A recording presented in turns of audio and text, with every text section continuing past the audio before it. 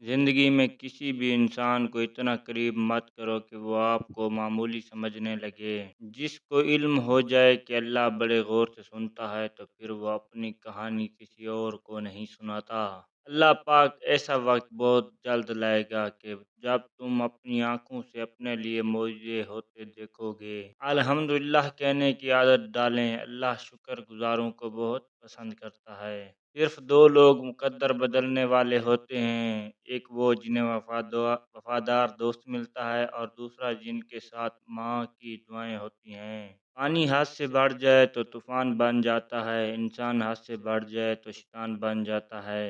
اگر تم کسی کے ساتھ بھلائی کرو اور تمہیں اس کا بدلہ برائی کی صورت میں ملے تو سمجھ لو کہ تمہاری نیکی قبول ہو گئی ہے۔ بیمار ہونے پر اپنے دشمن کو معاف کر دیں تاکہ آپ صحت یاب ہو جائیں۔ بن بلائے مہمانوں کا خیر مقدم اس وقت ہوتا ہے جب وہ جا چکے ہوتے ہیں۔ فراموش کرنے والے خوش قسمت ہوتے ہیں کیونکہ وہ اپنی غلطیوں پر قابو پا لیتے ہیں۔ بعض لوگ اپنی ابتدائی عمر زندگی کے آخری حصے کو خوشگوار بنانے میں لگا دیتے ہیں۔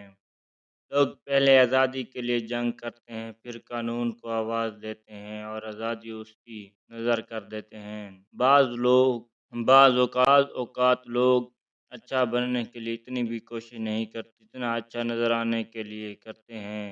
نصیب کیسا بھی ہو، اگر نماز اور قرآن سے مدد لے لے، اللہ سے جو بھی مانگو ضرور ملتا ہے۔ ہم کسی کے دل میں جھانک نہیں سکتے کہ کون کتنا مخلص ہے، لیکن وقت اور دوری احساس دلا دیتی ہے۔ رشتے بنانے سے پہلے رشتوں کا تقدس سیکھیے۔ بات بنانے کے لیے الفاظ تو بہت سارے ہوتے ہیں، لیکن کردار بنانے کے لیے اعمال درکار ہوتے ہیں۔ اچھے لوگوں کا تمہاری زندگی میں آنا تمہاری قسمت ہوتی ہے، ان کو سنبھال کر رکھنا تمہارا ہنر۔ کوئی تم سے روٹھ جائے پھر وہی خود تم سے ملنے کو ترسے تو اسے کبھی مت کھونا، کیونکہ وہ تم سے بہت زیادہ پیار کرتا ہے۔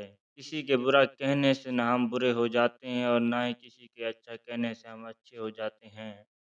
ہر شخص اپنا ظرف دکھاتا ہے، دوسرے کا عکس نہیں۔ چار خوبیاں انسان کو باکمال بنا دیتی ہیں: ٹھنڈا دماغ، میٹھی زبان، نرم دل اور چہرے پر مسکراہٹ۔ صبح کی نیند انسان کے ارادوں کو کمزور کر دیتی ہے۔